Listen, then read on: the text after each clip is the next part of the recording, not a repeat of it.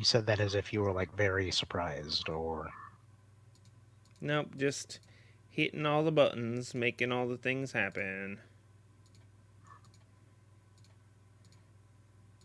All right. Shared the post to the Facebooks.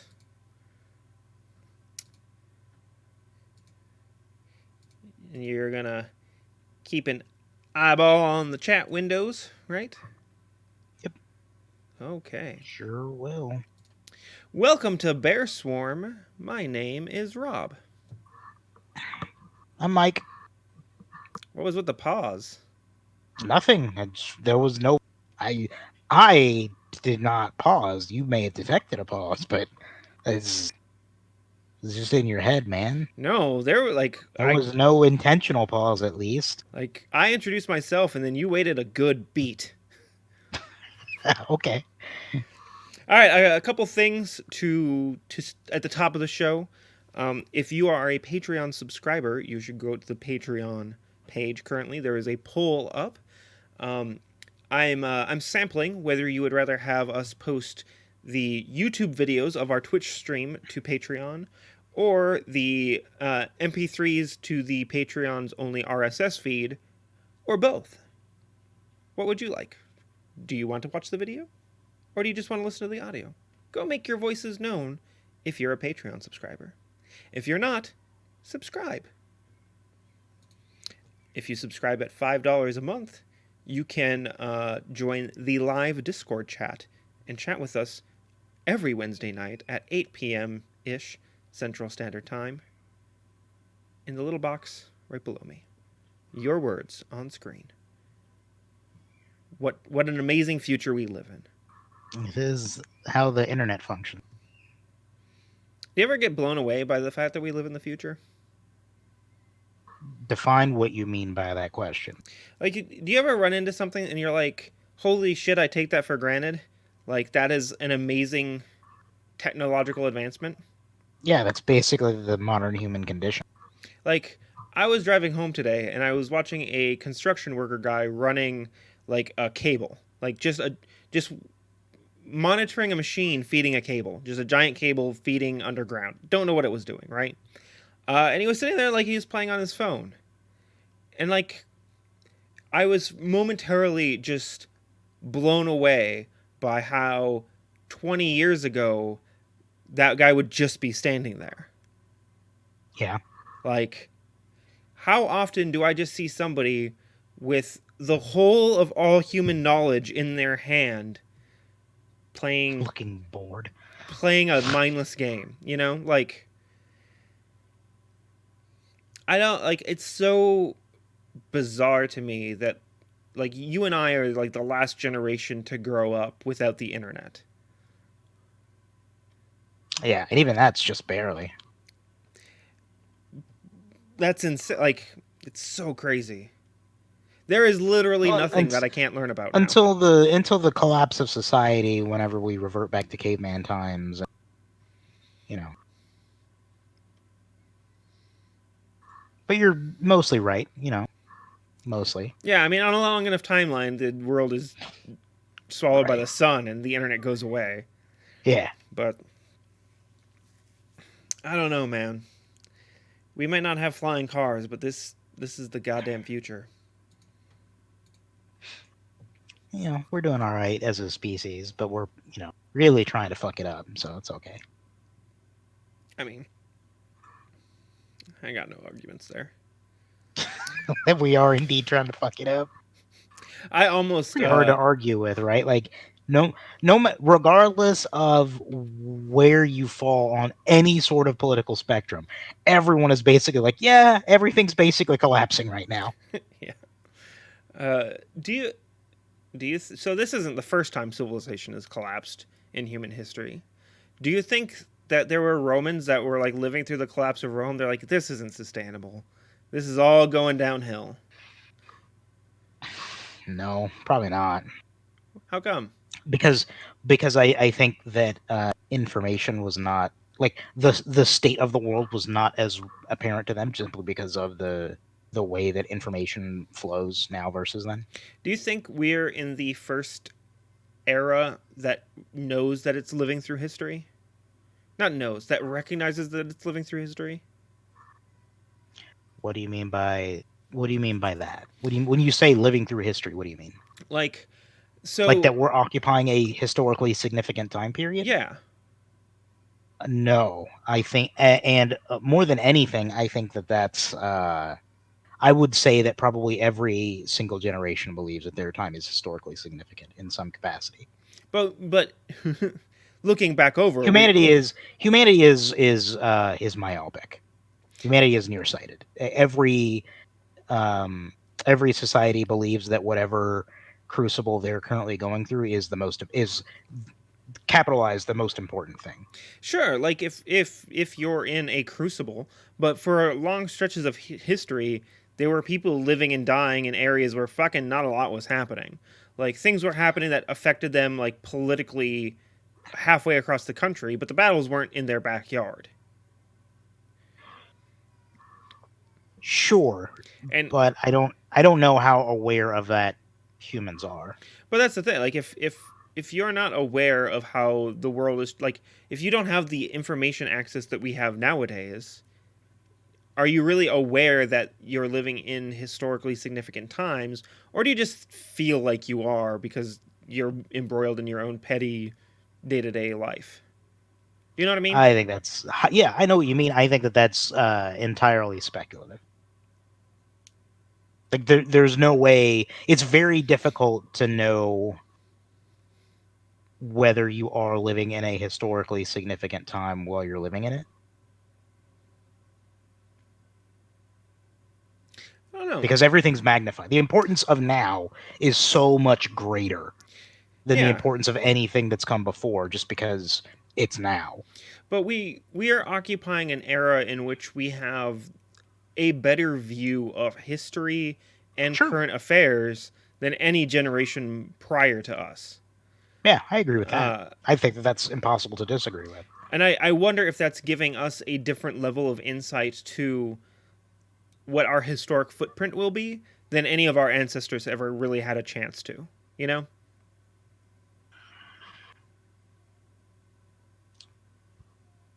Yes. I also think that it is entirely possible that human hubris makes us believe that now is the most important time. Like that is you and I believing that is in some capacity hubris, right? Like it is what we are living through, therefore we interpret it as more significant. I mean, I see what you're saying, but like, I wouldn't argue that what we're living through now is the most historically significant. But I would be hard pressed to say that it's not historically significant. Like, Sure. especially on a You global could be scale. right. You could be right. Or not at all, right? Like But that's the thing. Like, I wonder if like people living in like the 1400s, where history doesn't have a ton of breadth of interest, kind of knew that they're just living day to day because they didn't have the level of uh, holistic view that we have nowadays. I wonder how differently people thought like 1,000 years ago about their world and their mhm. history. Yeah.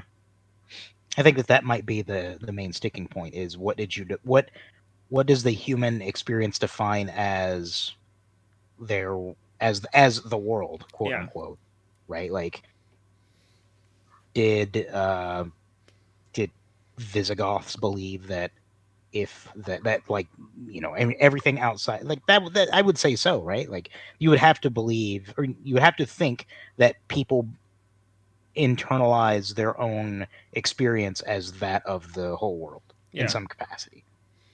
And I think that a lot of what gives modern society its perspective is the exposure to other people in other places that have a marked different life experience than you and quite frankly like it just used to not be a thing that was possible. yeah. It makes me wonder if like in another like 10,000 years, say if humanity's managed to survive all of the crises that it faces between now and then, Not saying that today's crises are world ending, not going to go out that far, but saying like there's going to be fucking trouble between now and the next 10,000 years. And if Hmm. humanity manages to persevere through that, and we get so we can look at historically when we went from very like local perspectives to global perspectives over the last few thousand years. If going forward we're going to get like a more galactic perspective, and what the way we thought about our world today is going to seem so tiny and inconsequential. If how we now summarize the entire history of 100 years of a specific country in 10,000 years gonna be like, oh yeah, so from like the 1900s to 2000s on Earth, this is what happened, and it's like all that nuance is lost and In a gone. couple sentences. So Yeah, they fought a couple wars over in Europe. yeah. I think about this Yeah, shit way more it's than entirely possible. So what you're saying is that you're considering the insignificance of of your own mortality I mean perpetually. on the historical stage. Yeah. So it's honestly one of the things that gets me out of bed in the morning, knowing that on a long enough timeline, I'm historically and cosmically insignificant. Yeah. Like, what a fucking rarity it is for me to exist right now, to have this thought in this time, in this place, in such a way that no one will ever know about it long term. It is going to be so fleeting what I get to experience right now. And to me, that's beautiful. I can see how it could be soul crushing to other people. How very nihilistic. So, like, I am nihilistic, but I think I'm the opposite of what most people think about nihilism. Like, nihilism doesn't fill me with despair, it fills me with hope. Yeah. Like, it's the same thing with religious belief, right? Like, my lack of faith is what propels me forward because I believe that this is all I've got. Like there is no eternal afterlife waiting for me, so I have to kind of make the best of what I get right now. Hmm. Whereas I know there are other people like my mother who struggle getting out of bed if she doesn't believe that there's something better coming after this. It's all about knowing your own motivations. Sure.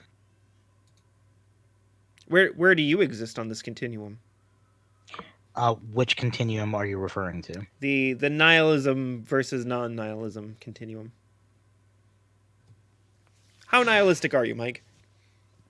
Um, I don't. I put no importance in cosmic significance. I think that I think that the importance of an individual on a cosmic scale is a moot point. I think that it doesn't matter. I think that life is what you make of it. I think that your responsibility as a person is to live a life that is rich both to yourself and to the people around you. If you draw significance from great accomplishment, scientific pursuits, artistic endeavors, then that's what you should do. And if you don't, then you should not pursue them simply because you desire to be cosmically significant. Because I think that that's a pointless. I think that that is a waste of existence. I think striving for that sort of ambition, I find it arrogant. Like I need to Yeah. be significant on cosmically or historically, like, or you could just fucking live your life and enjoy it and have and make people around you when you're gone miss you. I think striving for cosmic uh, significance is, at least in this point in human history, uh, impossibly hubristic. Like, nobody has ever been cosmically significant. Sure. As far as we know, where we're standing right now. But I think striving for historical significance drives people. Um, Yeah. and it drives a lot of people about that. Like, I have to leave my legacy, right? I have to be remembered for generations to come. Right. Otherwise, what the fuck's the point? Um, Right. and it's something you said reminded me of something somebody else said. And I agree. I think one of the best things that we can do in life is honestly leave people behind that'll be sad that we're gone. Yeah.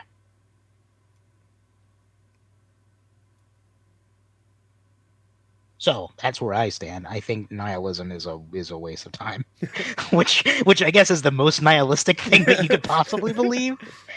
Um, but yeah, I believe that it's far more important. I put far more value on relationships than accomplishments, I Yeah, guess is what I mean. and And I think it's I think you and I arrive at the same place just through different means. Like my nihilism is what makes me value my relationships. sure, I think that your point of view is entirely valid. Um, yeah, it's just when people are like, "Oh, what have you done for society?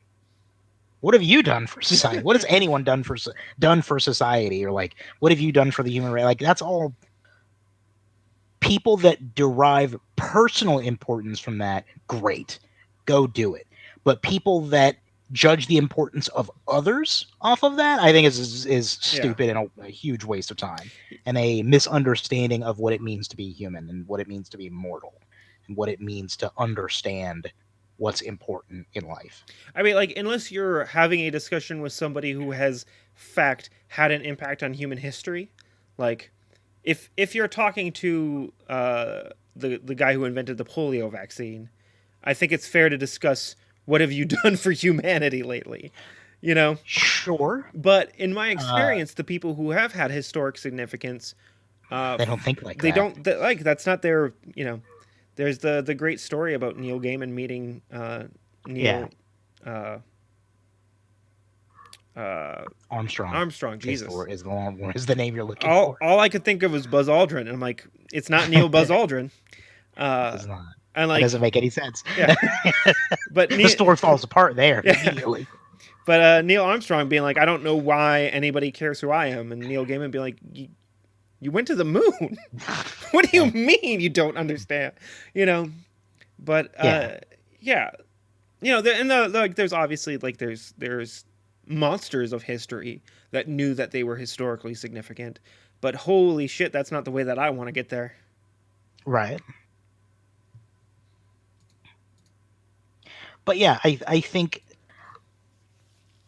it's far more important for people to focus on what makes them happy as opposed and what they find value in and what they find a satisfying pursuit for their own life rather than rather than acting in a way that they hope to win the approval of history, right? Like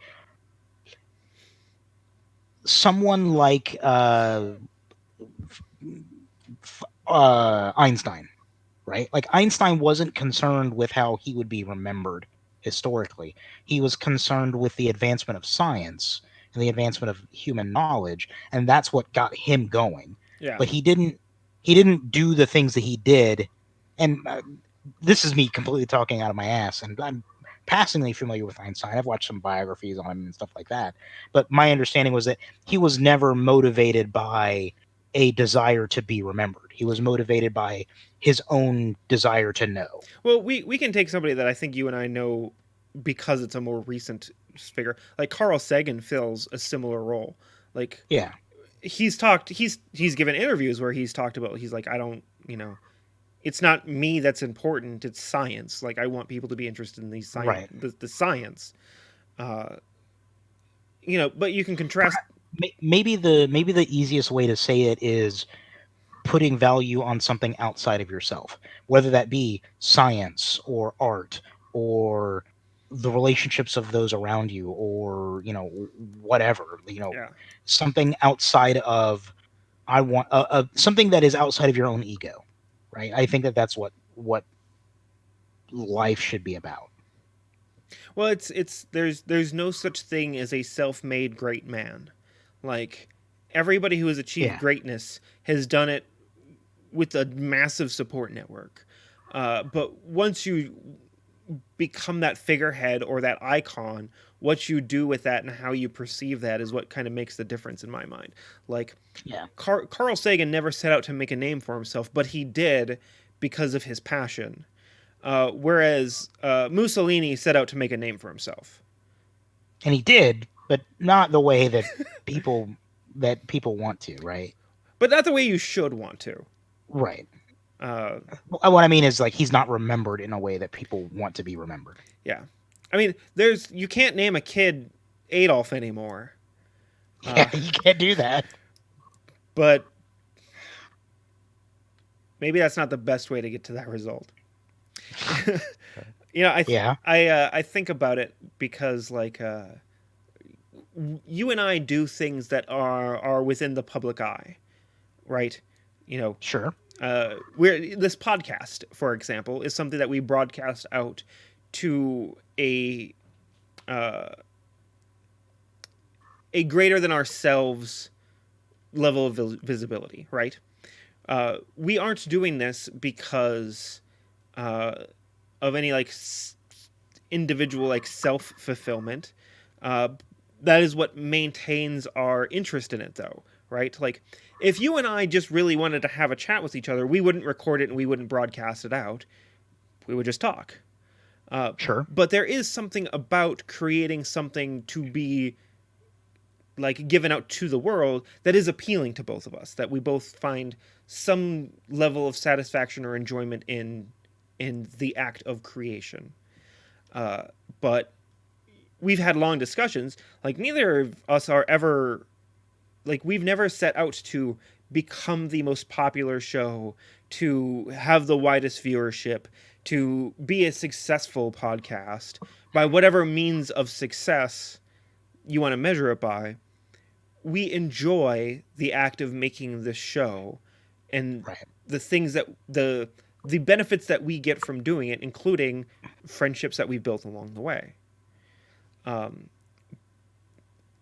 Now, I think since you and I both have this kind of attitude and this perspective, it's honestly what really holds us back at a lot of uh, success within a certain medium. Because neither of us have the drive or the motivation to go out and talk about how great our shit is and how everybody should be into it. Yeah. Like, we've talked many times about how Ross Payton is this shining example of a guy who knows how to sell his own stuff. Like, he's into his ideas. He'll tell you about his ideas. Like, he promotes himself exceptionally well, and neither of us get how he does that. Right. But that's why he's gone on to have a more, I wouldn't necessarily say successful, because I think success within the medium we work in is very hard to determine. But I would definitely say that our PPR is more prolific than we are, Yeah. and has done more with their fan base and building up a community than we have. And I think some of it's we're trying to do some of it now, but that's just not our natural state, you know. Right. So I think if one of us was a little more ego driven, we might have more I think success. I think we're performers, not promoters. Yeah, And I think Ross is a promoter first. And there's nothing wrong with that. It's just where his drive is, right? Like he derives satisfaction, personal satisfaction from that. That's fine. whereas I get personal agony from that. I hate promoting my own stuff. Yeah. It makes me very uncomfortable. But I think we have put in the work and the effort and the time. Like, uh, success is a certain amount of luck, and I don't think we've necessarily had the luck to propel ourselves to a bigger medium. But I think a big part of it is also our intrinsic disinterest in self promotion. Yeah. We also have really bad timing. Yeah, We took a break from the show at probably the worst possible time in terms of when gaming was going big, when podcasts were going big, etc. yeah. It is kind of like it's funny to be like we were among the first dozens of role playing podcasts out there, but I don't think we're historically significant. Yeah, we are in no way historically significant. Not even 10%. Yeah, but and it's not from lack of effort or lack of time or lack of production or back catalog, you know. Uh, but that's not how either of us derive success or enjoyment from doing this. So Right. there is that part of me, and I'm sure there's that part of you that's like, man, like we've put in the 1,000 hours. Why don't we have more to show for it? Because I feel like if we didn't have those even fleeting moments of like, why isn't Bear Swarm bigger than it is? Like that would be strange to not have Yeah. that thought occur. But I mean, I don't think it ever will be. It's And unless we bring in a promoter right. that we've Unless we hire someone to do it. yeah, I think we've kind of hit what our cap ever will be, and that is a not insignificant following, uh, and and a lot of fond memories and a lot of good time. I'm Yeah. I'm proud of what we've Barring done. either a promoter or some stroke of luck. Yeah, Because yeah, as you said, there's no denying the factor of luck in success and quote unquote success yeah. in something like this. Somebody was saying that like And all anyone that tells you that luck doesn't play a part is full of shit.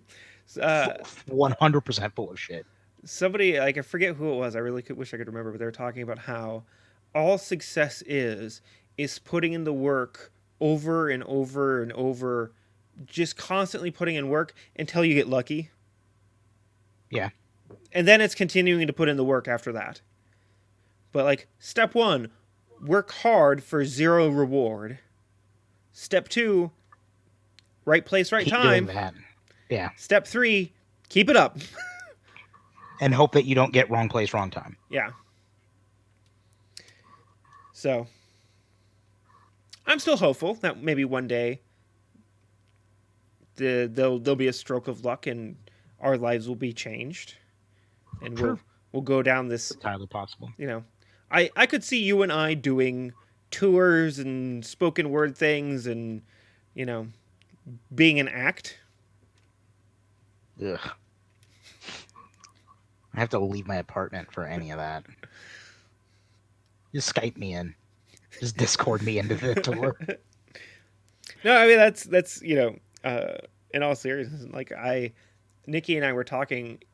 We've been together for like 6 years now, and we have spent a totality of 4 days apart. Like, I don't I don't like being away from my family. You just have to bring them on the road with you. Yeah, All of them. The whole pack. that's a huge. Well, not the like. Listen, I can be away from my kids. I'm away from my kids all the time. Any parent that says they are not willing to take a break from their children Well, yeah, is a but for better parent like than a me. tour is going to be like at least a month for a tour. Yeah. No, I have a hard time spending a weekend away from my kids. I was about to say, like, there's no way that you would be like, yeah, I'll just leave home for a month. It'll be fine. You would not enjoy that at all Listen, I can cry myself to sleep every night. It'd be fine. on your pile of podcast tour money. Yeah, on my tens of dollars. Yeah, Uh, but yeah,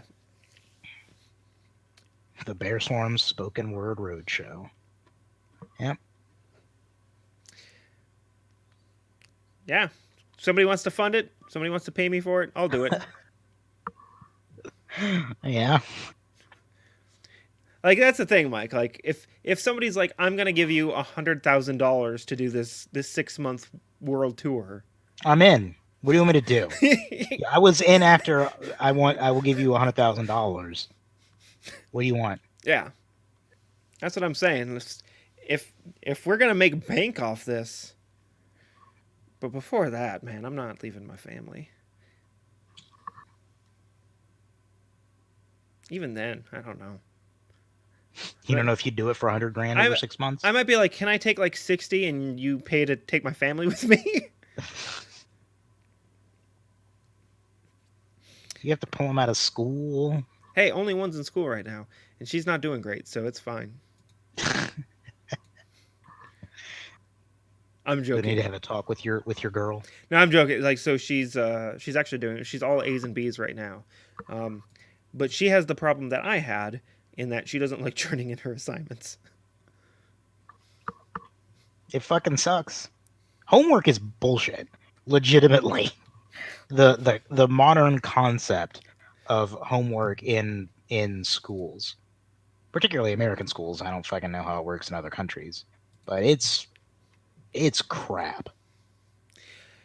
Yeah. It was crap when I was a kid, and I can The only imagine that it's gotten far worse. so the problem is I 100% agree with you, but I can no longer support that stance. Right. Yeah, you can't say that. You can't be like, "Listen, it is bullshit." Yeah. And someday you will look and realize how much bullshit it was. You can't do that. I mean, you like so I do say things along those lines, but a lot less directly. Like I'll talk to Sophie. I'm like, I understand that you do not see the value in what you're doing right now, and if we want to get into it, I'm sure we could have a very interesting conversation about whether or not long term this is valuable to you. But the point is, right now at this point in your life, this is significant, You have to do it. and Yeah. it is one thing that I wish I could have realized when I was your age, because I did not ever see the value in doing my daily work. And my grades suffered for it. And I think I missed out on a lot of opportunities, such as like goddamn scholarships that could have prevented me from taking on the debt that I took on. That would have prevented me Yeah. from being able to pursue other options other than my chosen career, because it's the only thing I can do at this point that'll make enough money to support myself and my family. If I could have just turned in my goddamn daily work, maybe things could have been a little better. It's getting a little real in here. I've thought a lot about this since having kids. But listen, kids, homework is bullshit. High school and middle school are largely insignificant to your life overall, assuming that you can get, okay grades. Yeah, If you can get an A or a B average, the rest does not matter. yeah. But Like an A or B average is important. having good grades opens doors that are unopened any other way. Yeah. And you're right. It is bullshit and it is stupid and it is a waste of your time. You still got to do it. But guess Because what? guess what? No, guess what will never go away? Stupid bullshit that's a waste of your time. Took the words out of my mouth. That's the lesson that you're learning, not how to do algebra. That doesn't matter. What you're learning is how to cope with just bullshit that just wastes your time. Yeah. So if anybody in the chat room wants parenting advice, ask us all your parenting questions, and Mike will tell you how. Mike and I, not just Mike. Just didn't mean to I don't know just. what you're like. Mike will tell you how to do it. Like, fucking Yeah. sure, I'll Did lay it down. did not mean to throw that out there on you. Uh, Oh, also, so also at the top of the show, like 30 minutes ago, I wanted to mention. I expect us to have a guest next week. Details aren't final, so I don't want to go into depth about it. It's nobody like super famous within the industry, so don't be like, oh my, like I can't wait to hear from Cam Banks. I don't know why we haven't had Cam on the show. He hasn't reached out to me. What the hell, Cam? He It's lives in New Zealand now. We talked about this. I know, but he hasn't even tried. He loved us at one point in time. I don't even think he's Uh, listening. yeah, but he's busy now. He's I like know. significant and He's stuff. yeah, he's super busy. But I'm saying, Cam, Cam, I'll look into the camera. Cam, call me. Uh anyway, we're going to have a guest next week. And my expectation is that we're going to be doing a little gamer therapy. Uh he has a situation with a gaming group that he's in, and we're going to ask questions, we're going to discuss it, and we're going to see if we can't bring a little catharsis to him in his situation. So, and it's something that people have brought up before that they would love if we did. Like people have mentioned, like I'd love to come on your show and tell you about like my campaign or my gaming group and get you guys to kind of chime in on your thoughts and your opinions and do gamer therapy. or campaign therapy. So, if anybody listening to this would like to start, would like to come on the show one week, tell us about your gaming group, tell us about your campaign, tell us about the problems you're having, and we can talk about it as two fully unlicensed and uncredentialed and mostly uneducated in this kind of situation people. We'd be more than happy to. I think it'd be Although fun. I have been told that I would be great at it. uh, Mike is, in our friend circle, the go to guy for I have a problem, I need somebody to It's talk true. to. I am that dude. I am I am not. the un. Yeah, Rob is definitely not that guy. Rob is the guy that's like, I want to tell you, bro. Like, that's rough right there, buddy. But I am the yeah in our friend group. I am You're the life the coach. unlicensed therapist. Yeah, I'm the listener. And like anything that's going to involve a discussion of one person's life experience in order to gain perspective or have an outsider opinion, it's important to remember those opinions are by definition outside. So we won't, we're not going to have all the nuance. Yeah, If you come on and tell us about your campaign and we're like, okay, like here's our thoughts on it, and you're like, well, that doesn't work for these specific reasons, that's going to happen. Like, yeah, our advice is not going to fit neatly into a puzzle piece, and you're going to need to change stuff or adapt, roll with it. And in that same vein, if you want to come on and tell us how dumb your player is, you need to be willing mentally, you need to be emotionally prepared for us to be like, yeah, it's not them, it's you. yeah, You have to be prepared to be wrong. yeah, Because and that's not to say that you will be wrong. It's just, if you go into any discussion about like, here's why this sucks, and you're not willing to take some of the burden onto yourself or change your perspective, then you might as well just be screaming at a wall. It's yeah. not going to make a great show. The other thing is like it's my intention is that it will be a conversation with you. So if there Right. are things that you're like that's not going to work, here's why, we can talk about it. But listen, if 15, 20 minutes in, all we're getting is here's all these reasons your ideas won't work, I'm going to be like, well, this was fun, bye. And I'm going to Yeah. cut it short because if you're not working with us, we can't work with you. Right. Therapy 101. But if that sounds interesting to you, let us know. If anybody in the chat room has literally any problem about anything, post it. We'll help you out right here, right now, Sure. live on the air. 100%. I'm highly qualified to give bad advice. We we will give the best advice we are capable of giving in this moment in time historically. Totally. So bring it in, chat room. Somebody has a rash. You should see a doctor. You should see a doctor. They'll probably tell you to put a cream on it. You should put the cream on it for as long as they tell you to. You might have to get a referral to a dermatologist. Unless you live in a country in which you can just go directly to a dermatologist, then you might just want to cut out the doctor and go straight to a dermatologist. Yep. Advice of the night. Uh, so, the last thing that I want to cover at the top of the show, which is now like 45 minutes ago, Yeah, this is no longer the top of the show. listen, I had so much stuff that I needed to get through, and then we talked about historic and cosmic significance. It was important. Nihilism. Success, what it takes to grow this podcast into the next thing. Anyway, there is a role playing game that is out on Kickstarter right now that I am backing, that I am interested in, that I have the first edition of, that I have never played, but I think is good and I think you should support. It's called Agon, or Agon, or Agon, Agon. Ajon. Ajon, A G Spell it. O N. Here you go. Uh, Let me just. I'm just gonna read the first few paragraphs from the Kickstarter to give you an idea. Because listen, their words are gonna be better than my words.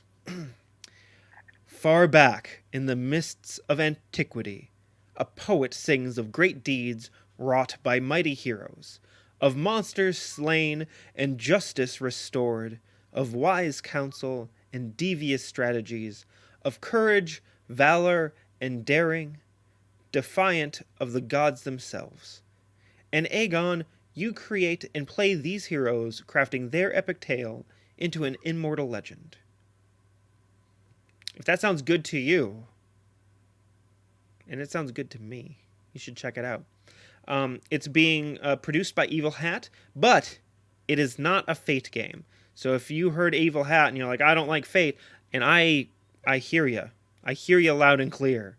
This is not a Fate-based game, but it's about heroes going to islands and competing to be the best hero that they can be. It's a really neat game. I highly recommend it. Uh, as of this recording, there are 22 days left on the Kickstarter. So if you're getting this early, you have 22 days. If you're getting it late, you have 7 less than that. Probably less than that. You still have like a couple weeks to get Well, in. assuming that they listen to it in a timely fashion. Yeah, sure, fair. If you're listening to this in 2020, go buy it. It's probably, let's see, what's the delivery date?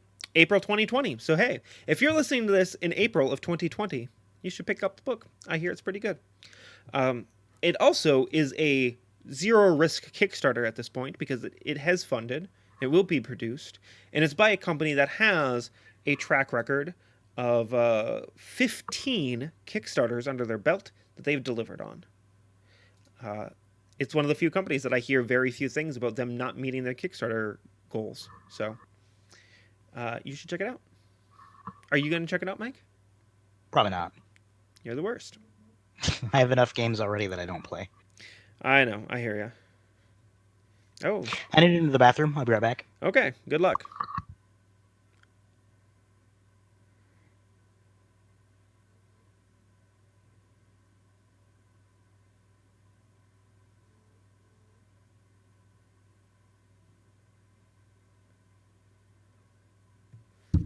Ow. That's random.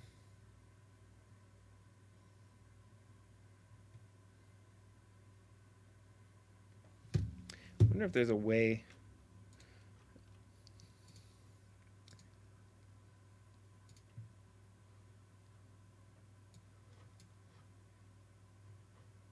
But I can do this.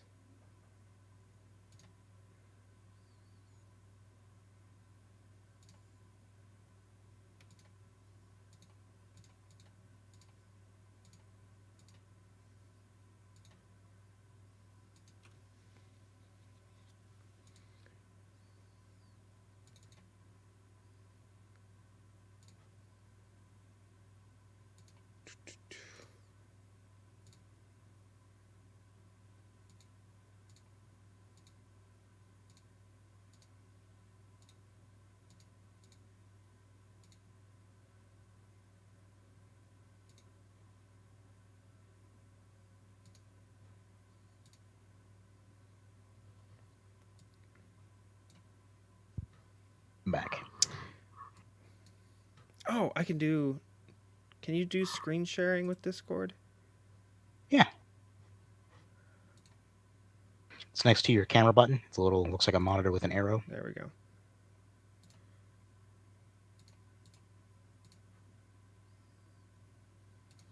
Can you see that? Yes, I know who that's from already. So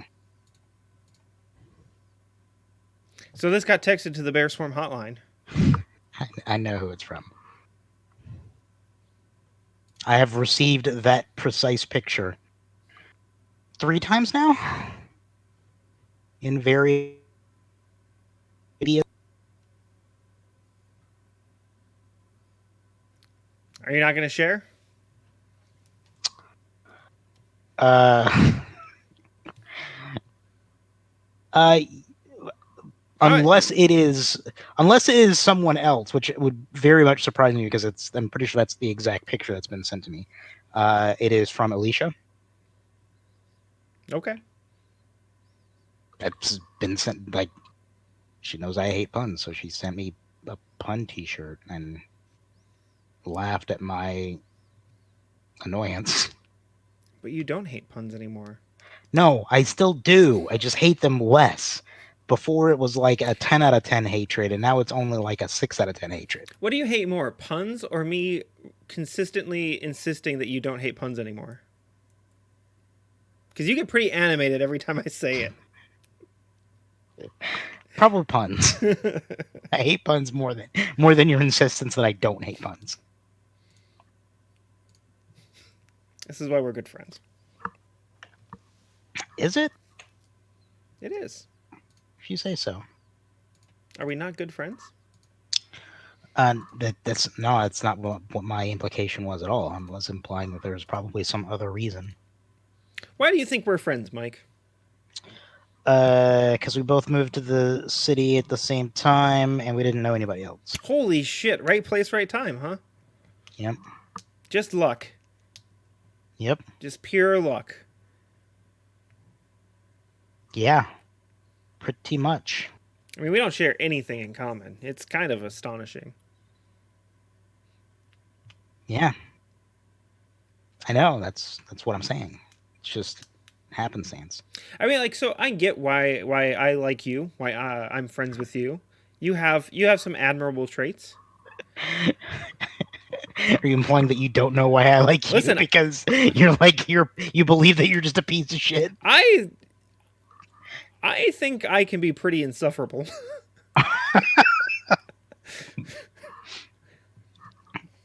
Okay. Is this the moment where you ask me why I like you, and then it gets real fucking awkward? No, because like I'd be afraid of asking that for you to be like, I don't know. And then like over the next few weeks you slowly realize that you don't like me and I can't risk that. I don't have enough friends to spare to start questioning why people like me. Okay, fair enough.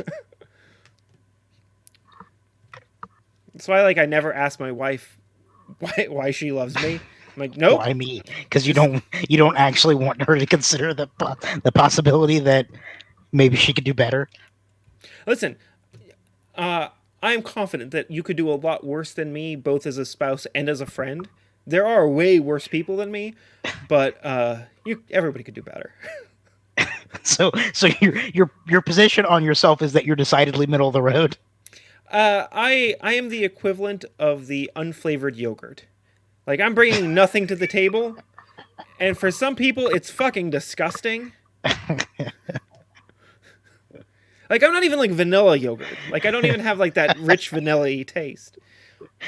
I'm Just plain. unflavored I'm yogurt, plain Greek yogurt. not even with the fruit in it. Yeah. Nothing.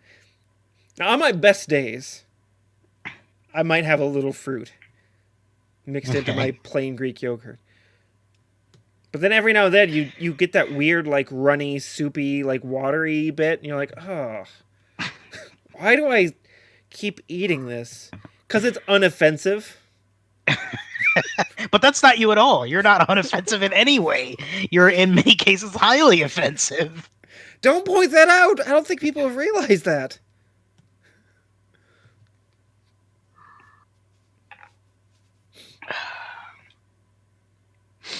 Don't worry, buddy. I'll let you know when I do better. Listen, you can't do You won't. better. You won't be I'm the like best there wondering. is. We just had a long conversation about how you don't believe that. I think we've discussed like my weird self-esteem issues before, right? Like, so I am convinced that I am the greatest person in the world. I think I am amazing. I love myself completely. I do not understand why anybody else would like this. Like, it boggles my mind that anybody else is in any way amused, entertained, or interested in who I am as a human being. But I am my favorite thing in the world. That's very true.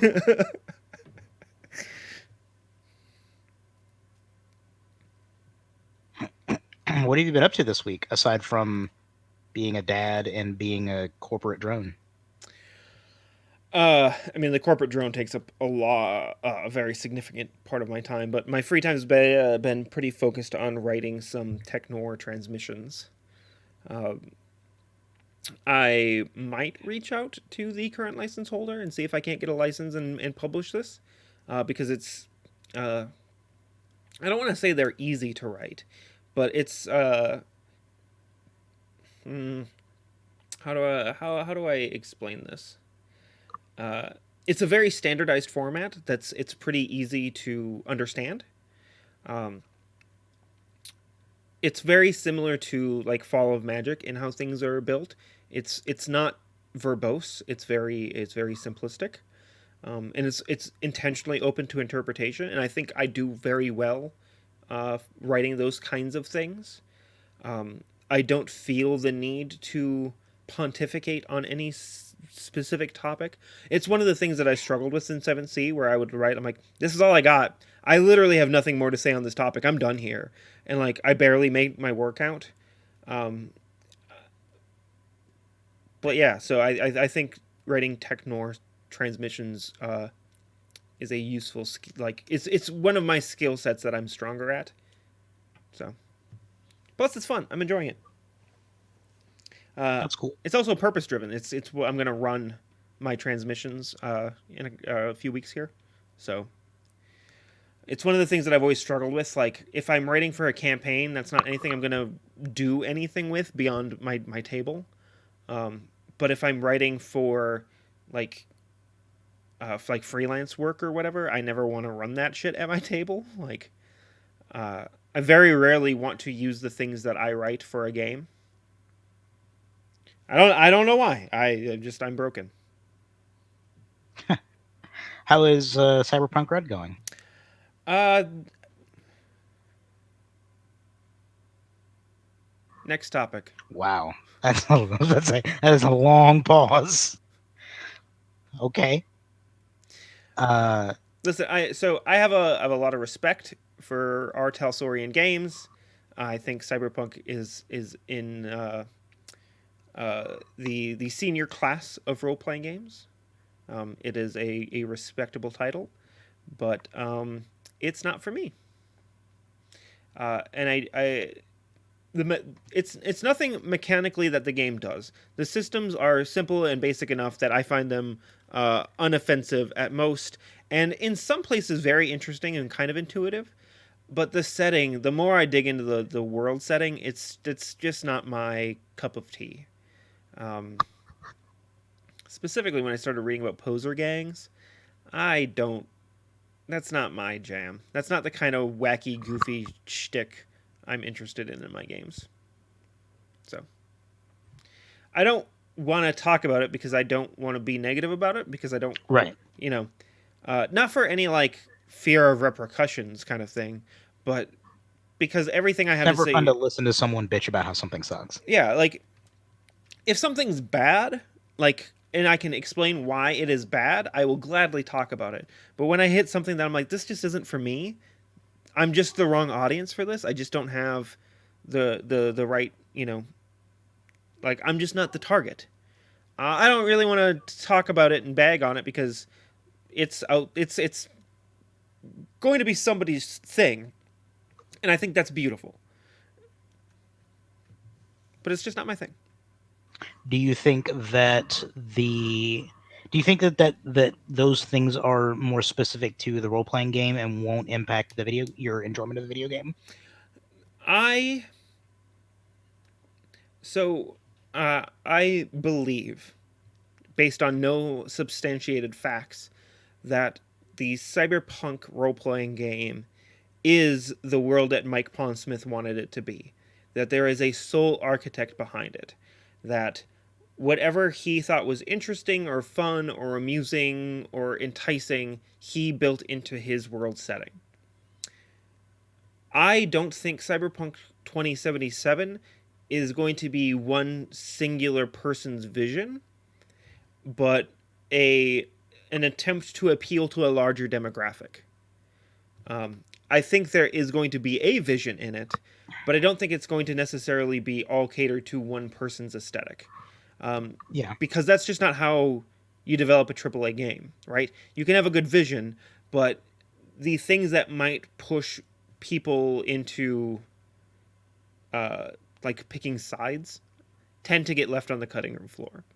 So uh, if you think about it, like from like the Fallout games, right? Like there's a vault full of Garys, and that's very ridiculous. So I wouldn't be surprised to find that somewhere within the world of 77 you run into like the Gilligans. But I don't think they're going to be a significant part of the setting or the game to such an extent that it would be disruptive.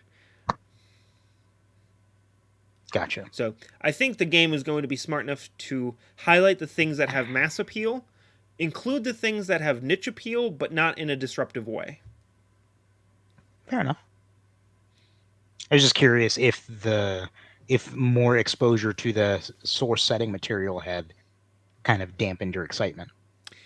Not particularly, because I think I have my faith isn't being put in R. Talsorian, it's being put in CD Projekt Red, and I think that's an Gotcha. important distinction. Uh, it says a lot that your kind of core classes that they've previewed don't include some of the more off the wall classes that you see through Cyberpunk Red.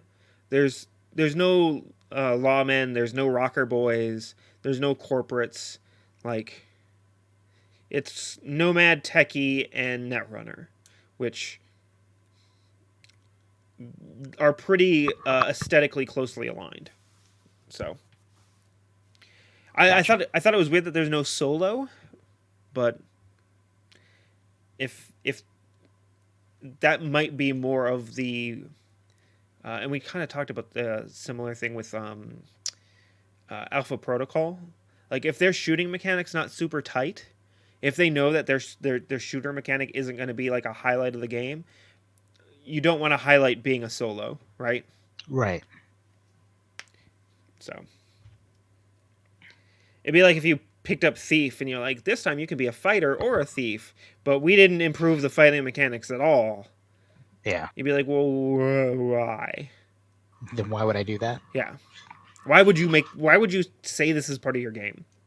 So I think the fact that they're highlighting Nomad, Techie, and Netrunner is their way of telegraphing what the game's going to do well.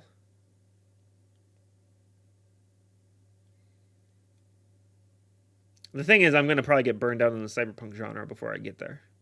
That's what's going to happen. Considering that you're currently running Cyberpunk Red, you're about to start running Tech Noir. Yeah. But Tech Noir gets a lot closer to the feel of like Blade Runner or Altered Carbon than I think Cyberpunk does. And that's what I'm in for. That's my ticket. I Cyberpunk Red still feels like a pretty traditional role playing game in a lot of ways. So Yeah, that doesn't surprise me in the least. But hey, you got a pretty good game group out of it, yeah. yeah, I met some You really met some buddies, you yeah met some pals. fun and interesting people. What I need to do now is put these people on the back burner and start up a second game group, and then poach the best of that group, and basically recreate the same thing that I did in Springfield. And make your all-star team, Yeah, and that's then what. run an online game with like me, Chad, and then two from each of those groups. Yeah, Yeah, I put myself on that team. I mean, listen, like I I just put said, myself on that roster. I know why you're my friend. There's a reason that I invite you to every game that I run. Is this why you don't invite me to the games that you run? Like, there's so many games that you ran that you never invited me to. Not really. Only online ones, and that's because you don't have fucking time. I know. I Yeah, don't know. that was patently false what you just said. There's a bunch of Star Wars games that you always talk about that I wasn't part of. I wasn't running them when they started. I wasn't the GM at the start of those. And you did end up playing in that game anyway, and you fucking hated it. Shut up. So fuck you. Bring us into shoutouts, Mike. I'm done here. All right. Shout outs. This is the part of the show where me and Rob talk about stuff we like. Rob, what do you like? You want me to talk about a thing I like first? I'll just edit this out. It's fine. Oh shit, we're broadcasting, aren't we? Wait. Yeah, Oh no. everyone sees your weakness. I was not prepared. Okay, I'll go. So I discovered a show on Netflix. I was looking for something to kind of background watch, and I like series oriented stuff for that purpose. Usually because it tends to be less focused on moment to moment stuff. Like if you tune out for 5 minutes and miss some detail, it's probably not the end of the world, and they'll probably circle back to it and kind of catch you up. So I was looking for something like that to kind of background watch while I was doing other things. And Netflix recommended a show to me called Top Boy. Now, hang on, uh, because it's British and it's actually very gritty. It is about modern day drug kingpins in the underworld of London and trying to edge out their rival street gangs and become the top boy of London's drug trade. Um, it's really good. It reminds me a lot in terms of how it's structured and how it kind of weaves together. And this is going to be high praise. It reminds me a lot of The Wire, um, in terms of how it's built. It's a really really good show. So anyone that likes, and it's very serious, gritty, um, and so anyone that's interested in that kind of a thing, check it out. It's called Top Boy. It's really good. Rob. I'm gonna give a shout out to another podcast, and it's not a gaming podcast. It's not part of our world at all. It's in fact a successful podcast that you may not have heard of because it's kind of a I don't know. So it's called the Ralph Report. It's Ralph Garman's podcast, and if you don't know who Ralph Garman is, he was a DJ out in Los Angeles on the Kevin and Bean show for a number of years before he was laid off, and he started his own podcast. I found out about him through Kevin Smith. He does Hollywood Babylon with Kevin Smith, and he's appeared in a few of Kevin Smith's movies. But he does his own podcast. It's a daily podcast, but you only get the daily episodes if you're subscribed to his Patreon. But he does once a week. He puts out a free episode, and it's very like it's morning talk show in format, but not in attitude. Right? Like it's not like your like morning zoo like Hey, hey, yeah. hey! It's not like Waka waka waka. goofball whatever, but it feels like a radio show. It feels like a radio program. Like they have the like, reoccurring segments. Like every week on this day they do one hit wonder Wednesdays. So every Wednesday they dig up a one hit wonder song, they play the song, they talk about the history of it, they talk about like what other things the artist tried to do to recapture their fame. So like they did one they did the Monster Mash, and there's like, but the guy didn't stop there, and he did like dozens of other monster themed songs that you've never heard of. So it's kind of like an interesting little dive into that or whatever. Um, like he does like this day in history stuff, like like current events that have happened, previously or whatever. He has a co-host Eddie Pence that is kind of like his punching bag or whatever. Um, and there's like a lot of these shows, it's about the host dynamic. Like if you don't like Ralph Garman, if you don't like Eddie Pence, you're probably not going to be into the show.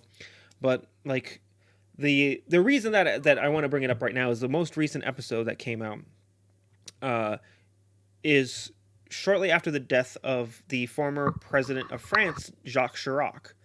And infamously, back in the early 2000s, while Ralph was still on the radio, he did a bit. So Ralph Garman does impersonations, and he did a bit where he started calling random French citizens as Jerry Lewis, trying to convince them to support the war in Iraq.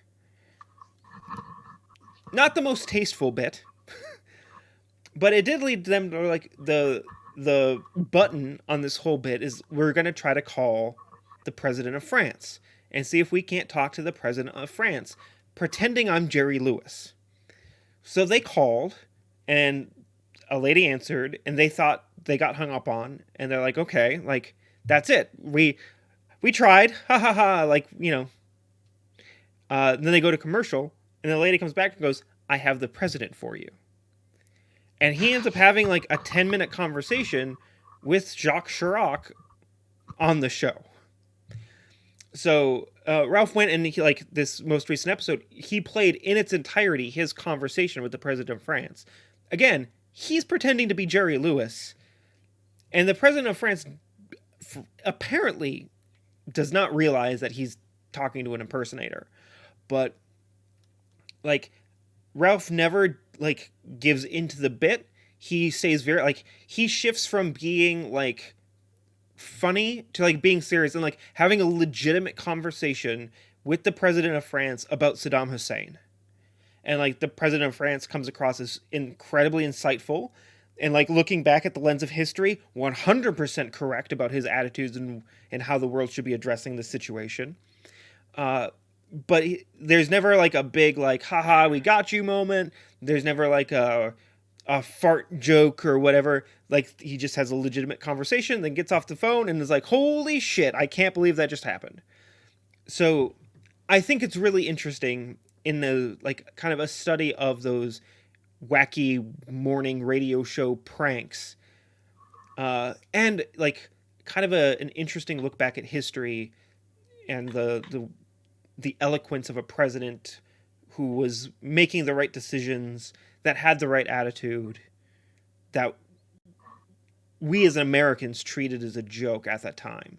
Like, this was the time when we renamed French fries to freedom fries because France were cowards. But turns out, historically, Jacques Chirac was incredibly insightful. And you can listen to all that on the Ralph Report's free episode this week. Bet you didn't How interesting. bet you didn't see that coming when I started talking about another podcast from a I former radio DJ. no, I did not see that coming, and that's okay. But you're a little more interested now than you were before I gave my recommendation. And that's Not, the point. not really. A little more. Not really. Well, you're a giant asshole.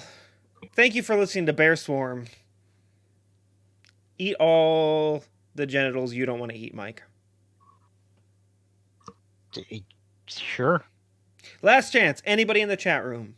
List a problem. We'll solve your problem. There's still people in there? Yeah, there's still people in there. Any one of you. Any problem you have right now.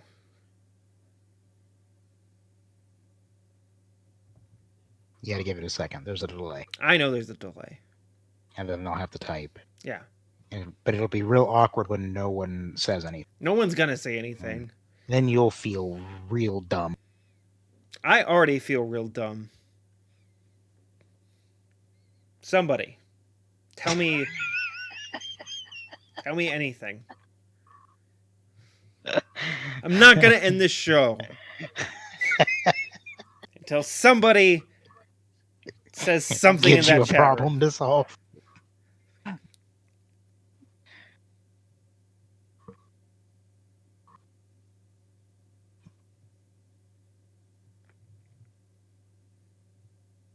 Mm-hmm. Yep. Well, this is a terrible idea. Why did you do this, Mike?